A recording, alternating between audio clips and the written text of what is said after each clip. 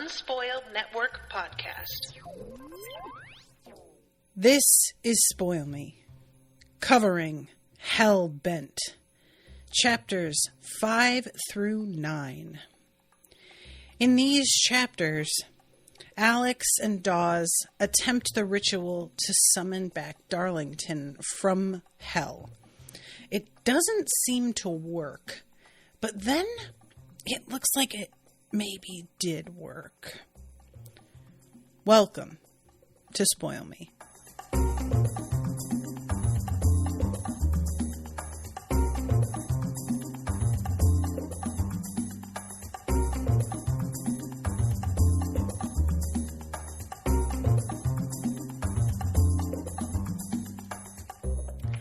Welcome to the show, everyone. I am Natasha. Thank you very much to Joanna for commissioning this episode. What's up, Joanna? So, you guys, I'm just really excited about this book, and I'm really excited about where we're going with everything. And I am absolutely freaking out about how quickly we're finding out how some things worked, because I really thought it was going to be more of a wait before we got information about, like, what was in the ballroom, about Eitan, and how all of this shook out. So, forgive me. I'm going to try my best to keep in order here. We start chapter 5 in October. And I really do love this. You guys know how unexpected I think it actually has been for me. But I love Alex's relationship with Mercy and Lauren, her roommates. And there is just something about the fact that it snuck up on me that is what makes me feel so heartwarming. It's just the fact that oftentimes these sorts of characters that are like, they're people who aren't part of the magical world, and they're people who are presented initially as like obstacles that you have to get past. Where what I mean by that is, like, they are the ones who notice when you don't come home, or they're the ones who notice that you were out again last night and didn't sleep in your bed, and they want to know where you were when you said you were going to be XYZ. So much of the time, these sorts of characters are just there to, like, add a sense of tension, because they're asking questions that our character doesn't know how to answer, and they're people who firmly do not believe in a thing, and if the main character tries to tell them, they will be dismissive or potentially think they're crazy or whatever. And that creates a sort of boundary where the main character never really grows close to them, because they feel like, well, I can't confide fully in them about what's going on. And, you know, there are times where those people are brought in on the secret. And sometimes I really like that. Like, often that's what I sort of hope is going to happen, is that the, you know, vanilla normal mortals that are sort of on the sidelines wind up getting told the reality and getting hip to how shit works. But then there are times where I feel like that just isn't part of the way the book is supposed to work. And I feel like here, it's that. I don't think these girls are ever going to find out about things. I feel like maybe they might find out specifically about what Alex can do, but I don't think they're finding out about Lethe and the other societies and their, like, real involvement in anything. And yet, Alex, it's like a combination of the fact that these girls seem to have grown to really care about Alex, and that Mercy went and called her mom, which, like, in a lot of things, this would be, again, her having to deal with just the tension.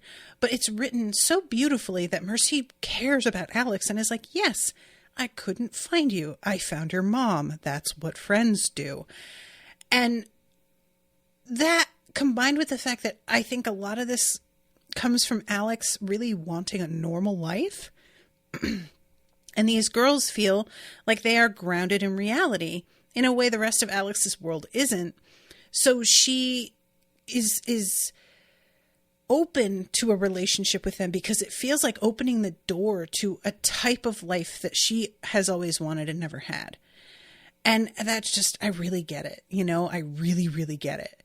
So they go out, they wear these dresses. I really do enjoy the fact that they're all wearing the same identical dress, just in different colors. And they have these little strappy sandals, but Alex just has boots because she's just like, no, I can run in these. And she doesn't get drunk, but she does have basso belladonna in her eyes, and is talking about how she had wanted to get through the whole year without having to use anything.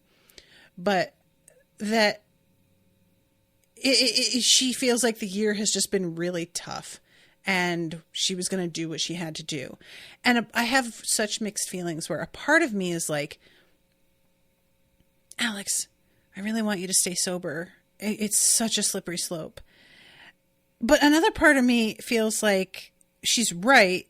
The year has been really rough already. We find out just how much worse it is later. And also, Alex hasn't struck me as somebody who's constantly jonesing.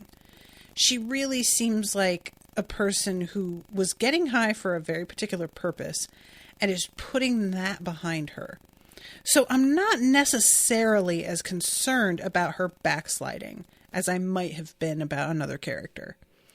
But you know, I just, anytime, this belladonna stuff too, it's just a little freaky. So I have my reservations. So she meets, let's see, she goes and gets breakfast. That's right. And I love this description of the, what do you call it? Dining hall. Right. This was her favorite, the dark wood of the rafters floating high above, the great stone fireplace. She loved to sit here and let the clatter of trays, the roar of chatter wash over her. She had expected Darlington to smirk when she told him how much she loved J.E.'s dining hall, but he'd only nodded and said, "It's too grand to be the common room of a tavern or an inn, but that's how it feels, as if you could put up your feet here and wait for any storm to pass." And I love that it's that feeling as well as her having been kind of, what's the word I want? She just didn't have stability with where her next meal was coming from for a lot of her life. So there's also just the very practical aspect of it being reassuring, you know? So she gets up to leave and her roommates are both like, you have to do the reading. And she says that she's done it, which they're shocked that she's like ahead of the game. But then they have to memorize the first 18 lines. And she is very surprised at this and she doesn't respond. And I'm sort of wondering if this is going to come back at any point because, you know, not that I care that much about her schoolwork, but I am curious if it's going to be harder for her to balance things this year because she's got this whole thing going on with Eitan. And also, you know, the way that she got to pass all of her classes last year, that's not, as far as I know, still in force.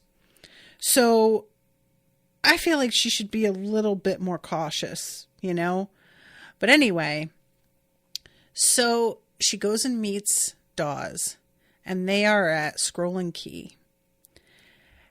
And it turns out that what Dawes told Scroll and Key is that they are going to be doing an inspection. And I love this because Alex told them this to get them to let her in. Yes, it's a lie, but it sounds real. And it's not using threats or anything like that.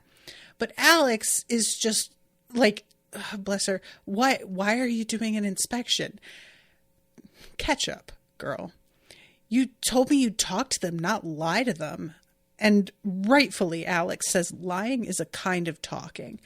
And not only this, but I really kind of want...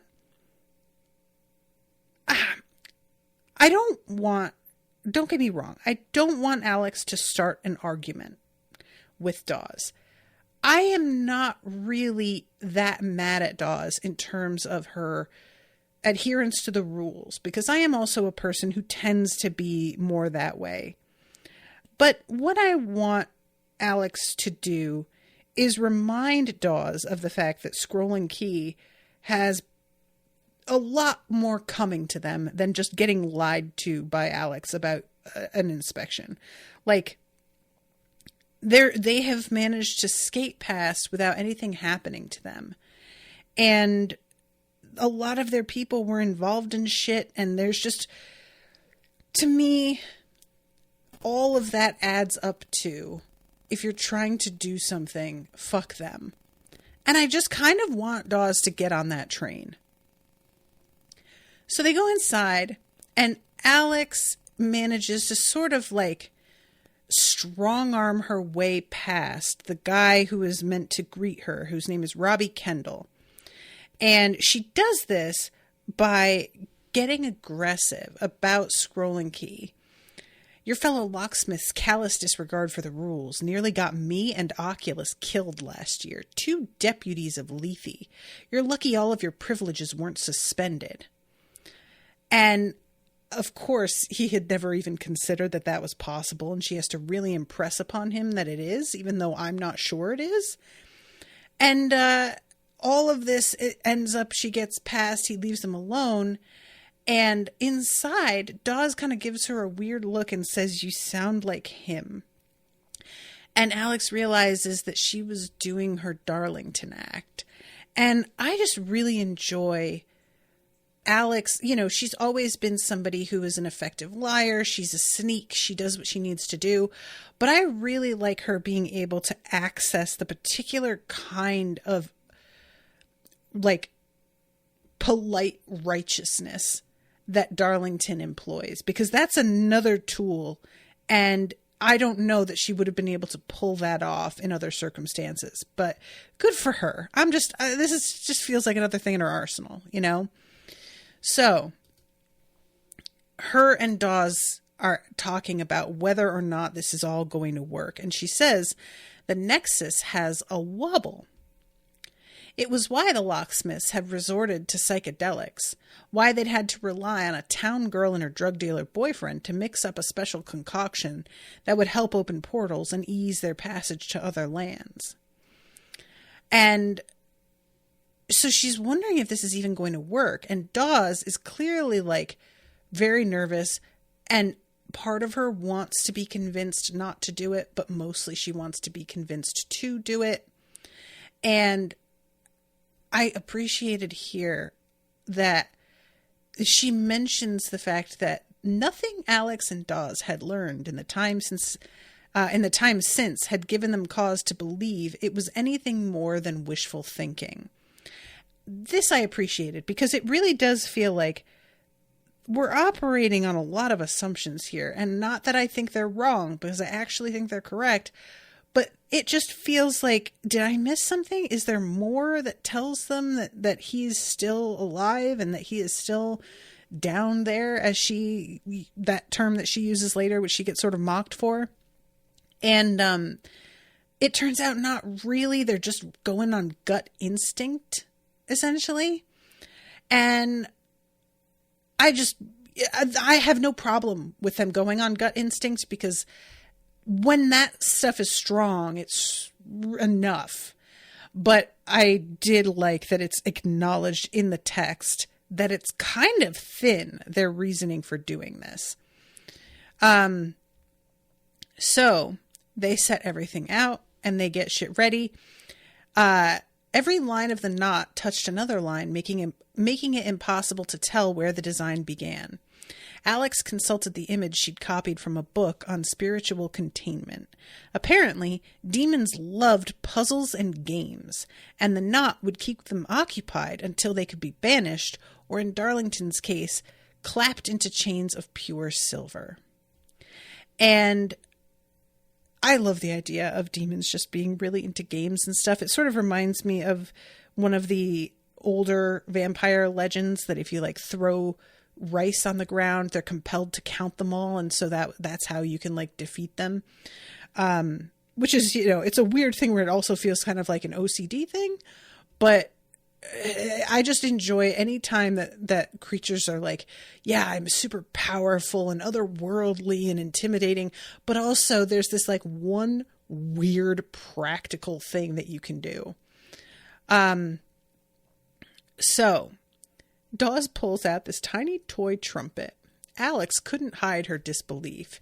You're going to call Darlington out of hell with that? We don't have the bells for Marillion, and the ritual just calls for an instrument of action or alarm. And I was like, I would be real worried that this didn't count, but honestly, I don't know what I would choose instead. So I suppose. So they have this bottle of Armagnac that was a gift from Michelle Alameddine, and also a note from her. And they're using that as part of the spell to like pull him in. And the bottle, which is like this ancient, this is wild to me. I have to assume that it's like a couple of 100 years old now. Because she says, let's see, when Louis the 12th, XIV 14th, Louis the 14th, I don't know what year that was. But yeah, he hasn't opened it yet.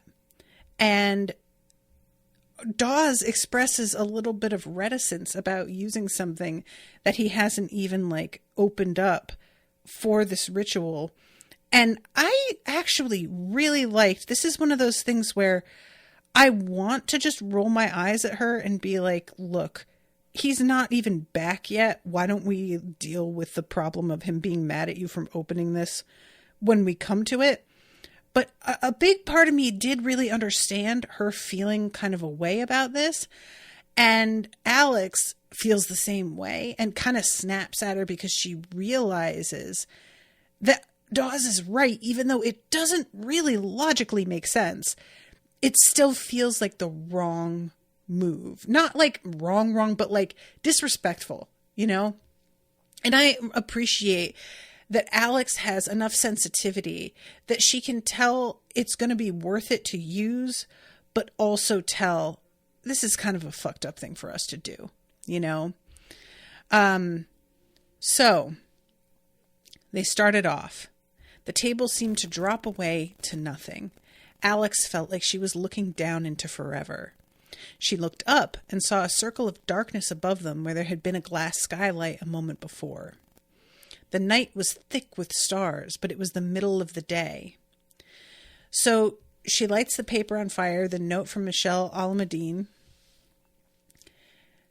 In the distance, Alex heard the soft patter of paws. And they hear this, and at first it's like, okay, this is what we want. And then it starts getting louder, and it sort of stops sounding like paws. And Alex is looking around, and she says something is wrong. And the sound is coming from below. And Alex is saying to Dawes, close it up. But it's too late. And she sees these flecks of red, and she realizes that they're eyes.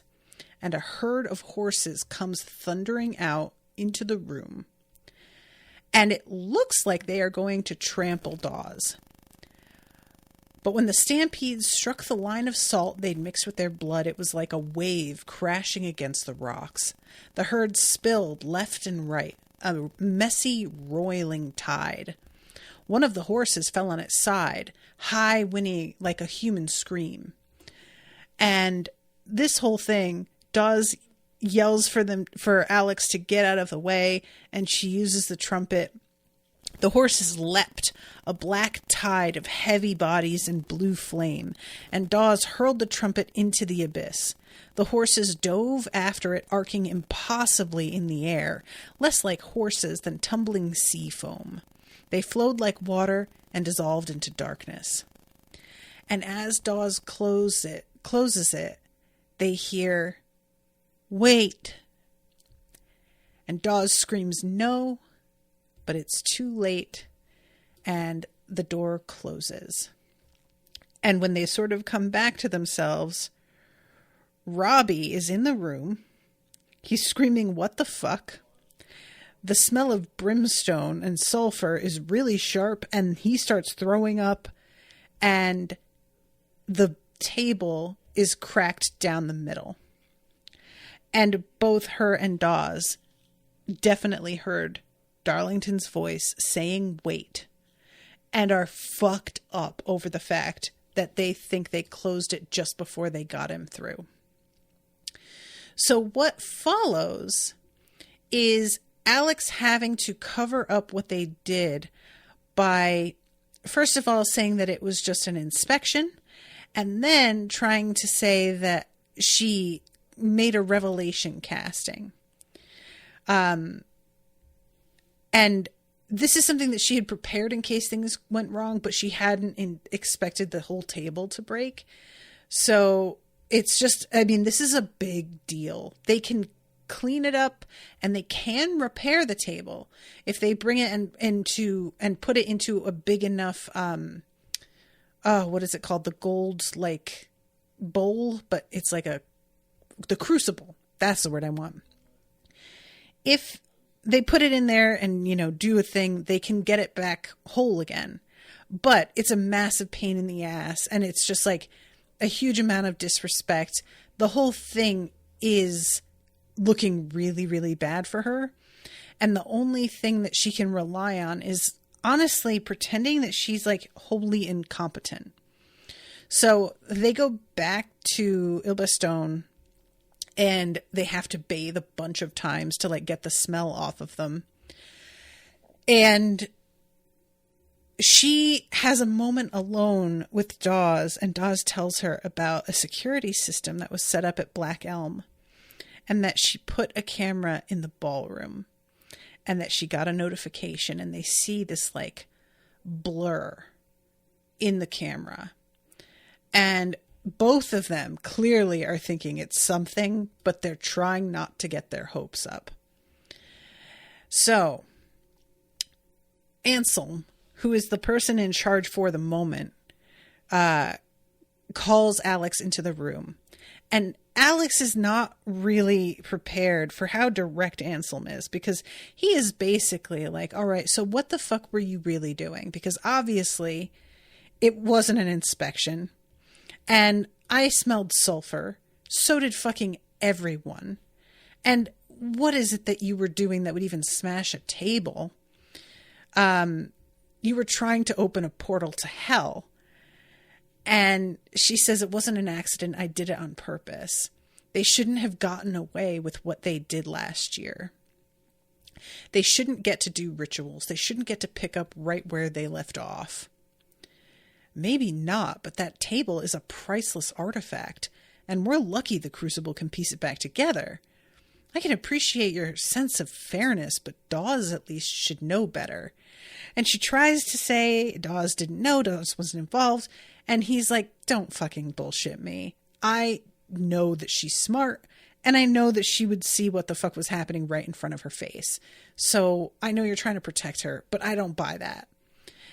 And when he asks what spell, she goes and says that she made something up herself because she doesn't have like a good fake, her story isn't prepared quite enough to put together something believable here. And it serves her purpose for making it seem like she is just sort of flying by the seat of her pants and incompetent, because it's better if he thinks that's what's going on. So you're lucky no one was killed. I'm going to put forward a theory. You weren't trying to wreck the table. You were trying to open a portal to hell and somehow reach Daniel Arlington. And I love her just being like, God damn it. Why has he got to be a smart one? I don't like this. I don't need this. I want somebody that I can just sort of talk around and that we don't have to get into the specifics of anything. And she says something like, are you a lawyer? I am. You talk like one. I don't consider that an insult. It's not an insult. If I wanted to insult you, I'd call you 2 pounds of shit in a 1 pound bag, for example. And I was just like, well, damn, she's really starting to get aggro here. But she says, if it weren't for us, he wouldn't be down there. We owe him. And this is when he's like, down there? Do you really think that it's just someplace like literally down? And she says that's not what she meant, but admits to herself that is what she was picturing. And honestly, dude, it doesn't really matter if it's down or not. Like, why is that a thing for you to get fixated on? It's fine. Just let her say down. Like, we all know what that means. And he argues with her, like, you don't even know what it is that you're articulating is going on here. Like, you don't have enough to go on to even create a good scenario and ritual for this.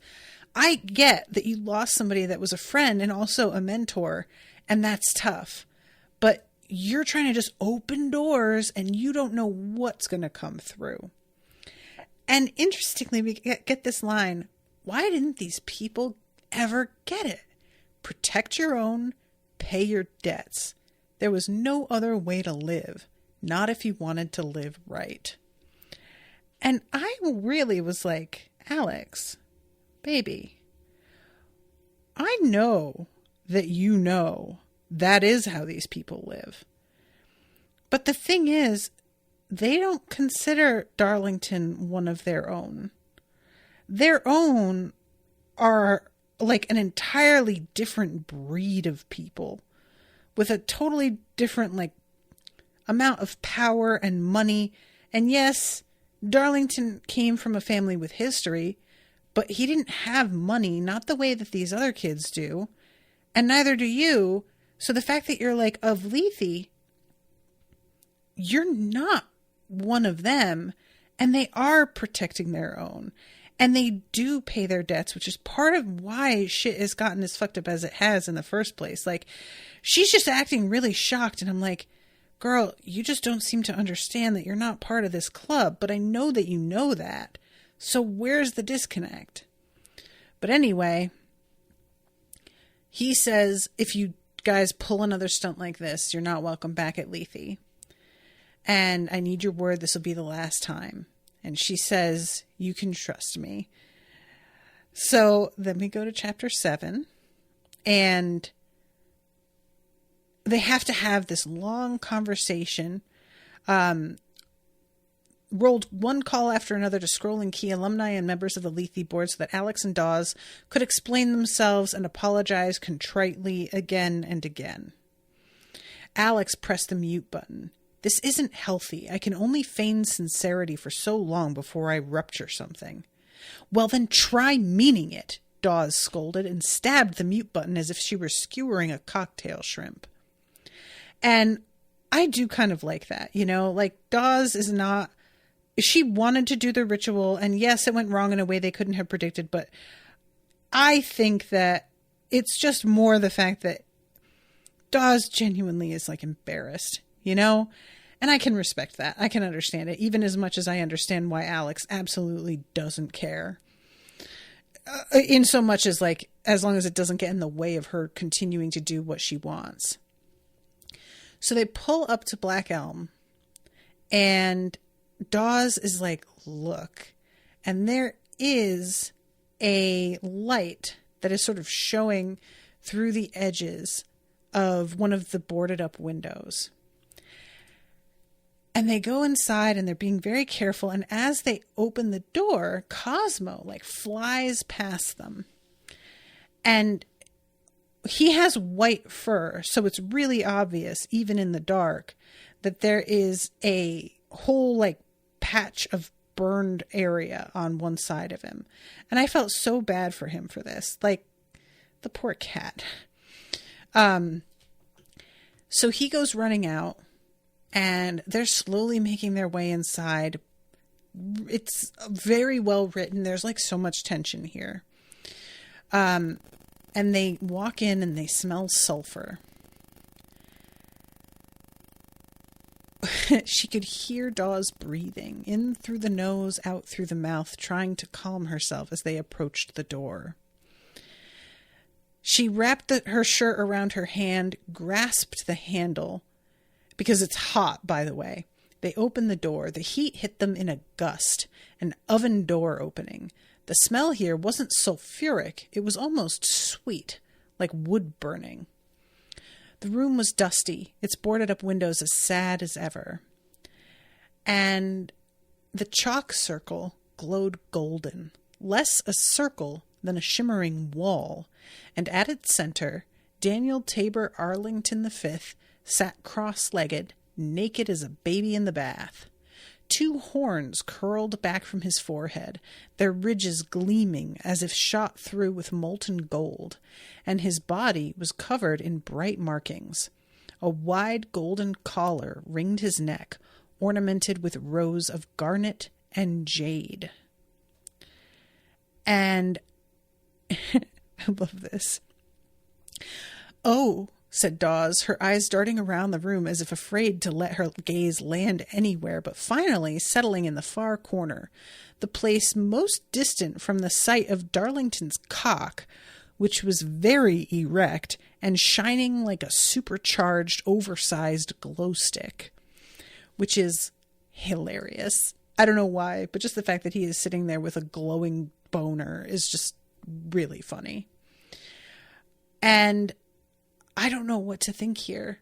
Like, what's the deal with all the gold? Why does he have a collar on? I feel like he, in the previous book, sounded like he pledged himself to Alex, but I don't know how binding that is. If he even knew what he was doing. If she is, like, she doesn't seem aware of anything. You know what I mean? Just all of this just feels really weird. And like there's something extra going on that we don't know about. And he's not responsive. I thought he was going to be like aware of them somehow, but he isn't. His eyes don't open, and there's no sign that he really like hears them or anything.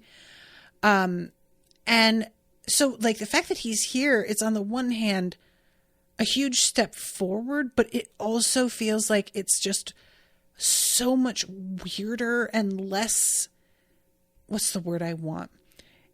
It's not giving them any sort of closure. It's just opening a whole new door. And none of them, they don't know what to do. "The circle is binding him," Dawes said. "It's Sandow's old casting. Hear the silence of an empty home. No one will be made welcome."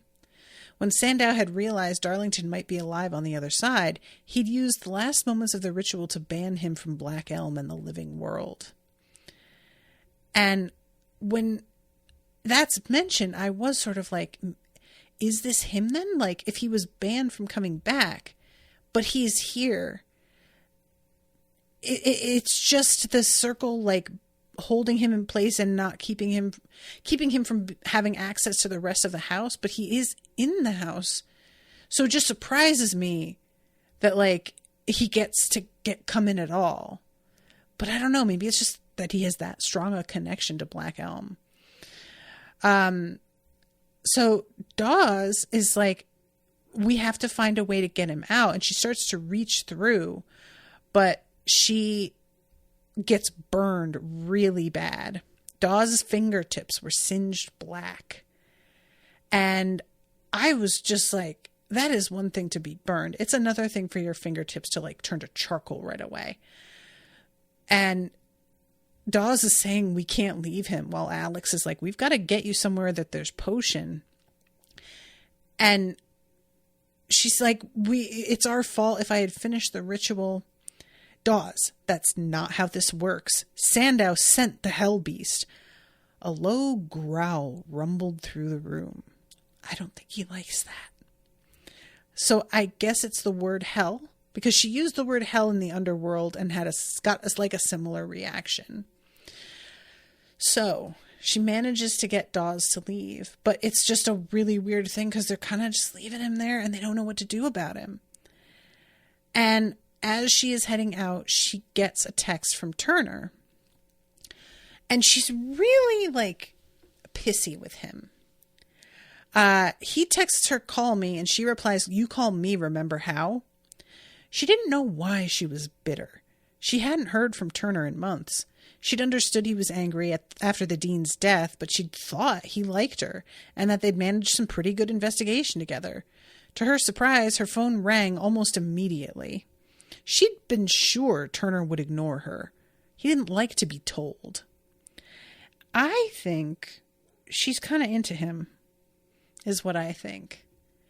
And that she is having weird feelings about it because she is like drawn to him and doesn't really want to look at that yet. I mean, look, I get that there's like an age gap there, but that doesn't matter always, you know? Like, not to say that she would necessarily be interested in something real with him, but I feel like that could still be a factor. And he tells her there's a body at the med school and there's something about it that just feels wrong and I need you to take a look. And she says, fine, but you owe me.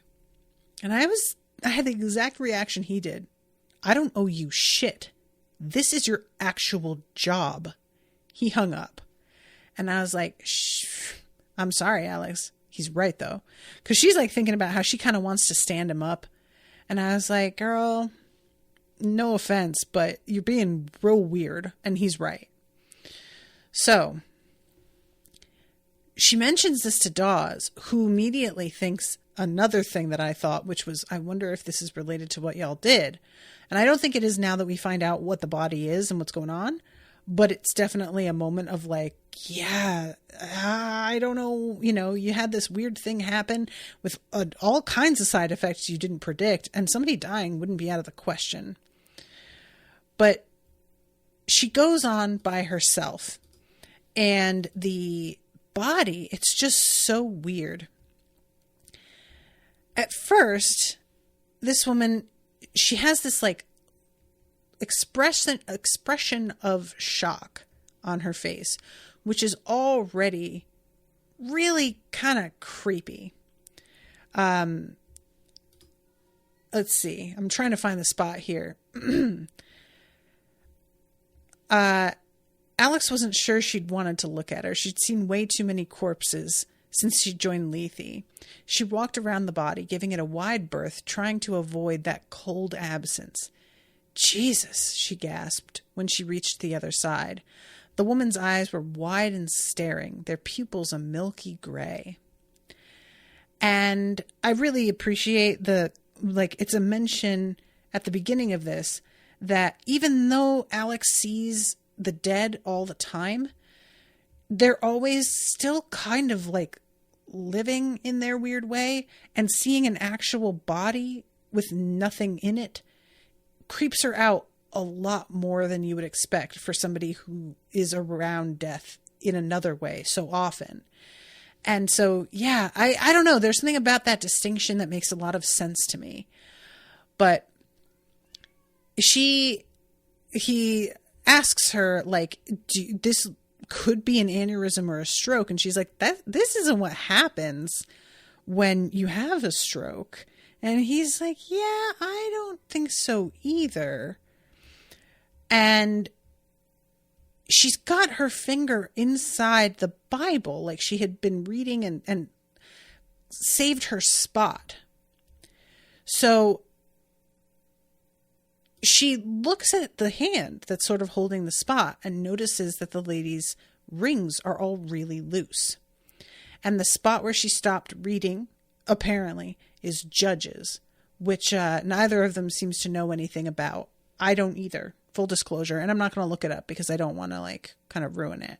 The only thing that we get is she had written Hide the Outcasts from the destruction of Moab. Not ringing any bells either. So he says according to him, the closest she got to church was yoga every Sunday. That Bible says otherwise. It sure does, but look again. Look at her.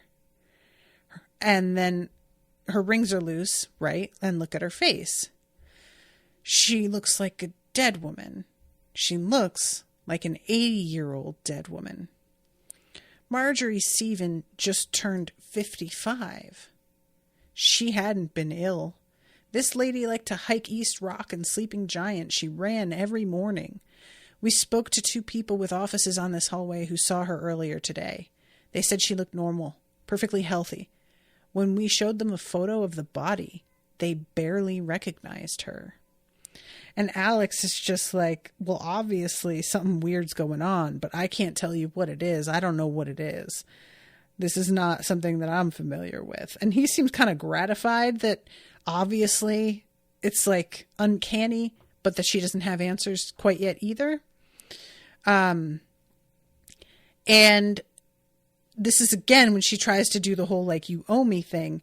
And when he says that's not how it works, she says it works the way Lethe says it does. And I was like, ooh, she is really throwing her weight around these days. I'm not mad at it, but, you know, like, just be careful how far you throw that. I'm just saying. So he's looking at her and he says something about how there's something off about her. And as she's getting in the elevator, he stops her and says, you've always looked like you had trouble chasing you. Now you look like it caught up. And then we go to the fateful chapter 9, Last Summer. And I understood what was happening here because of the context of the opening chapter. But I understand why Alex didn't get it. So she is heading to see, what's his name? Eitan. And she's having a lot of anxiety about this. There's this moment here. You guys, this got to me. She bought an iced coffee and Doritos and set up about half a block away from the apartment. She wanted to see her mother, make sure she was okay. She'd thought about just knocking on the door, but Mira would panic if she showed up unannounced, and how could Alex explain where she'd gotten the money to fly home? She still felt a pang when she saw her mother's friend Andrea at the intercom. A minute later, Mira emerged in yoga pants and an oversized t-shirt emblazoned with an ornate Hamsa, reusable shopping bag slung over her shoulder. They strode off together, arms and legs pumping in a power walk, and Alex followed for a while. She knew they were headed for the farmer's market, where they'd buy bone broth or spirulina or organic alfalfa. Her mother looked happy and golden, her blonde hair freshly highlighted, her soft arms tanned. She looked like a stranger. The Mira Alex knew lived in a constant state of worry for her. This woman's daughter went to Yale. She had a summer job. She texted photos of her roommates and new spring flowers and noodle bowls.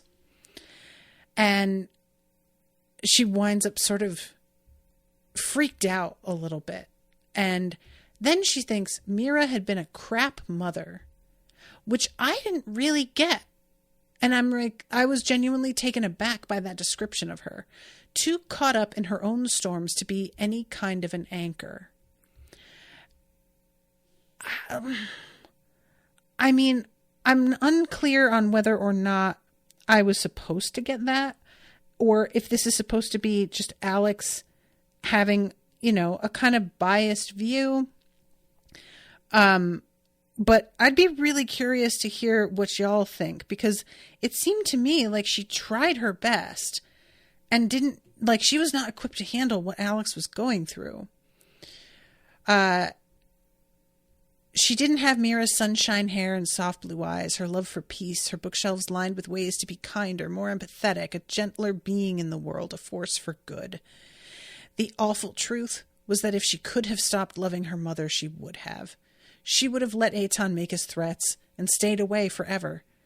But she couldn't shake the habit of loving Mira, and she couldn't untangle the longing she felt for the mother she might have had from the desire to protect the one she did have. Oof.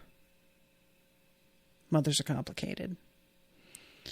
But yeah, I don't know. This just caught me off guard. Like, her being frustrated with her, I completely get, and feeling like couldn't you have done more, even if I'm not sure she could have.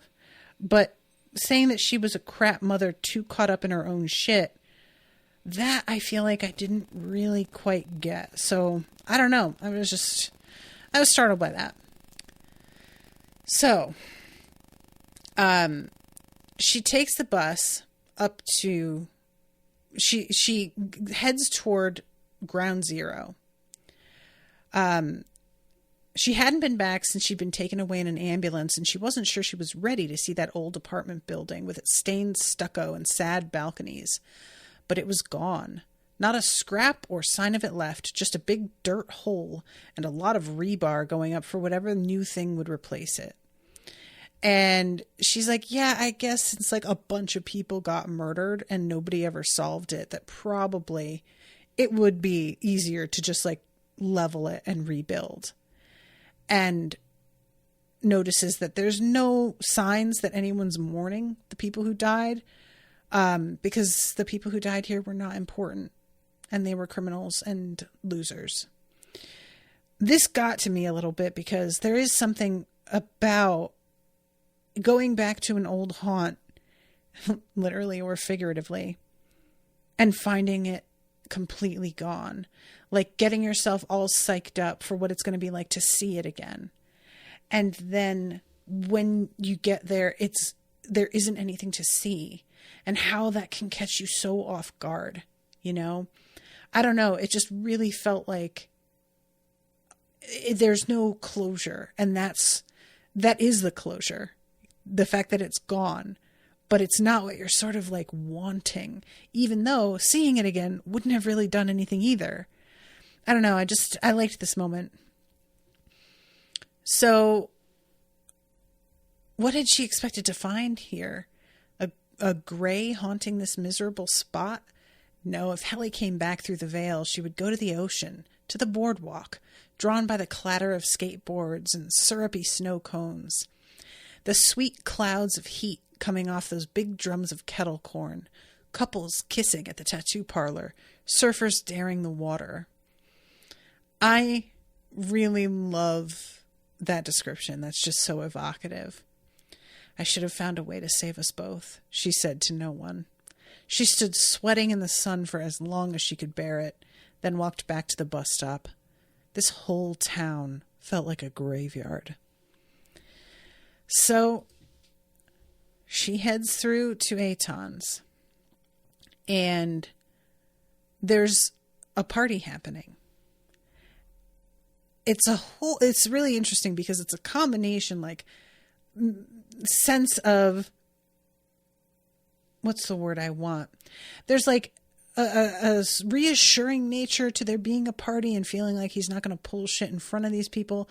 But there's also the fact that they all are just at his disposal, where you're like, how much does it matter that these people are here? You know, I couldn't decide. And she's like thinking about every time that she came here that Len would just fucking always say, this is it. This is what we need a piece of. Shit, it's not like Eitan's that smart. Right place, right time. But Eitan was smart. Smart enough not to trust Len with any real weight. And that's what I really like, is the fact that Len, he doesn't even try and say that he himself is smart, but he's underestimating everybody else. And is totally unaware of the fact when he's being played for a fool or as a joke. So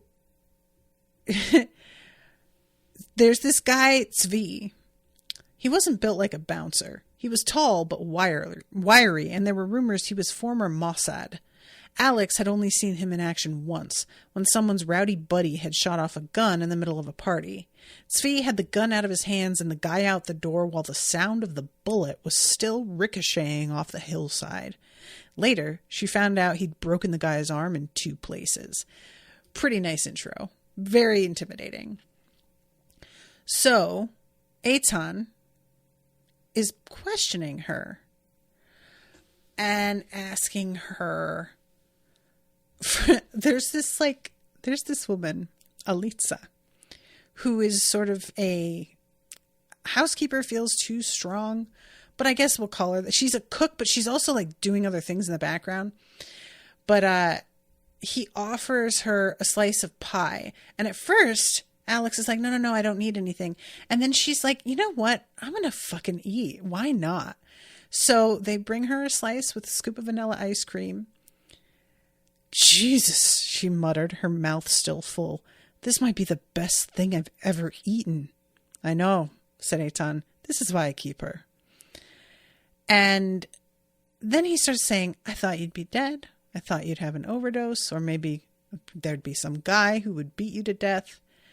And she says something about meeting somebody and that he and her are moving to the East Coast. And then she says, I don't know what happened. If I did, I wouldn't be protecting the people who killed my friends. Was Len your friend? The question startled her. Something like that. I don't think so. These are not my friends. They like my food, my house, my drugs, vampires. You know, like the Tom Petty song. I love that song. And I'm already like, girl, he's on to you. Like he's figured it out. The problem is that with the police, they only look. He held a hand right up in front of his face. Right there. Only what's expected. So they check the traffic cameras, look for cars. Who comes to a house to do a crime like this walking on foot? Stupid to think about it. But there is such a thing as a wise fool. So I think, why not look? What can it hurt? You know the pawn shop on Van Owen? They have a camera on the sidewalk out front all the time. They don't look at the footage if there's no trouble, but I had trouble. Ariel had trouble, so I look. And there she is on the screen. Little girl, so much blood. I was high. I don't remember any of... She didn't get the last word out. A meaty arm clamped across her throat, cutting off her air. Alex tried to pry his arm free, clawing at the bodyguard's skin. She felt herself lifted off the couch as her feet kicked out at nothing. She couldn't even scream.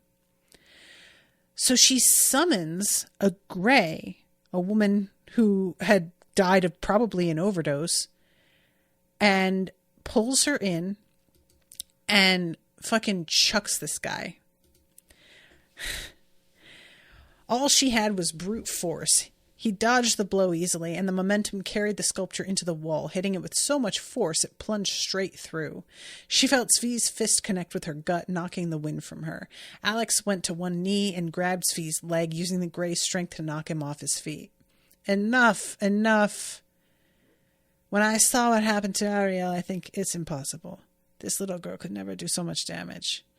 So, now I know better. You and I have business. Alex turned. And she realizes that she had been thinking he was going to try and kill her. But what he's doing is checking out whether she's capable of what he thinks she is so that he can use her. I am so curious what he thinks this is. Because, you know, it's one thing to just be like, oh, I'm a more capable fighter than I look like. Oh, I'm stronger than I look like. But like, she's able to do things that she shouldn't physically be able to do. And how much of that does he pick up on? And how much does he even care? And he's using the leverage of her mother against her. He's using the fact that he has this image of her, which he could probably go to the police with. He wouldn't have to go to them because that wouldn't work for him. But he could send it to them, get her in trouble. He's got plenty of leverage over her. So I don't blame her for having to go along with what he has set up. But I really want her to be able to like get back at him somehow, and I don't know what that would even look like. I just want him taken out. Like, yeah, just he is not a good guy to use somebody like this. He let Ariel do what he wanted to women and lets people die. It's probably he has killed people himself. Like, bad man. Just bad man. So I really don't have any qualms about just being like, no, let's kill him. But I don't think Alex is capable of doing that herself. And the only time that she has ever like mobilized a group of Greys in order to take someone out, that person was kind of like part Grey already, and it also cost her so much that now she can hear Greys because the deal seems to have changed because of what she did. And one of them kind of took her over against her will recently. So it's possible there was an even higher price than she realizes. And I want to be like, just summon an army of Greys and take this fucker down. But I feel like there would be some real side effects to that. So, I don't know, use Darlington? Like, is that possible? I don't even know how, we don't know anything about what Darlington's deal is as of right now anyway. And I don't have any theories on that. The only thing that kind of gave me a clue that Darlington might be a demon now was remembering the weird dreams and the visions that he had and the dream that she had. And even so, those weren't really reasons. It was just sort of a foreshadowing, but I still don't really get why he'd be a demon. She says something about murder, and that's like the sin you would have to have committed to become a demon. We don't have any info yet on why that would be the thing. And it's not really brought up again, that aspect of it. Like the fact that she says they didn't have any further evidence. You would think that would be the time to bring up the evidence of him being a killer potentially. But it isn't mentioned at all. So I don't really know what to think of that. If it's like, well, the murder, it's not murder. It's like a different, like technically it counts as murder. So maybe that, I don't know, unless she believes that Darlington killed somebody before she met him. And how would she even know about that? First of all, like, is there something that she discovered in his writings that would point to that? And he didn't, like, when we were in his head, I didn't get the feeling that he had any sense of like, well, sometimes murder happens for a when he finds out that she was the one who managed to like channel Helly and kill all those people, he reacts in a pretty extreme, like, oh, this is super bad news. And there's no equivocating in him that one might expect from a person who has committed murder and therefore wants to rationalize why sometimes it's not such a bad thing. So I just don't know where that's coming from. Yeah, I don't know. But I'm very, very curious about where this is all going, man. And I am very hopeful that she takes Ariel out. Or not Ariel, he's dead already. Eitan. He is fascinating, though, I will say. Like, the fact that he is smarter than Len kept giving him credit for. And there's something about a person who, like, gets underestimated like that consistently. Makes them more intimidating somehow, because that they must be aware they're being underestimated and they're doing that on purpose. The way that Alex does, actually. So, yeah. And poor Dawes. I don't know. Oh, man. Them breaking that table in half, that was some bad news. And as for this woman who got murdered, I mean, it's funny because I kind of like just glazed right past that. I was so focused on her relationship with Turner and her feelings about this. I have absolutely zero theories about this woman. Clearly, somebody like managed to pull all the life out of her. I don't know what that looks like, though. Did they use it to make somebody else seem younger? Did they use it to bring somebody else like back from the dead? I mean, for all I know, it was related to the ritual they used to open the portal to hell. That's truly, I acted like it's a foregone conclusion that it's not related. I don't know that it's not related. I'm assuming it's not, for reasons that feel like I'm assuming way more than I should be. I think it's just the fact that she had her fingers in the like Bible and fight. What was it? The phrase? It was something like to fight for the misfits or the outcasts or something. Hide the outcasts. That's what it is. It's written on the Saturday of her death. That feels like if it's written down, it's something that had been planned.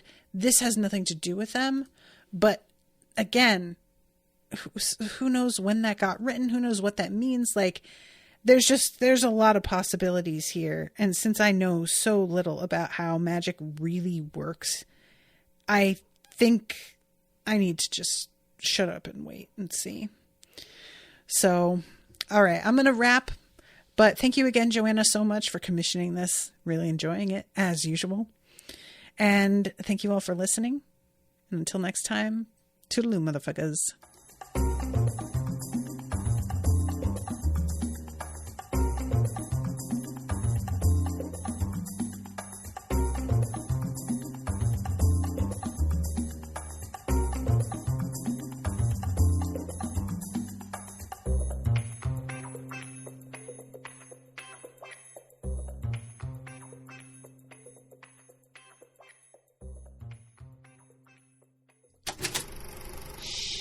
That was an Unspoiled Network podcast.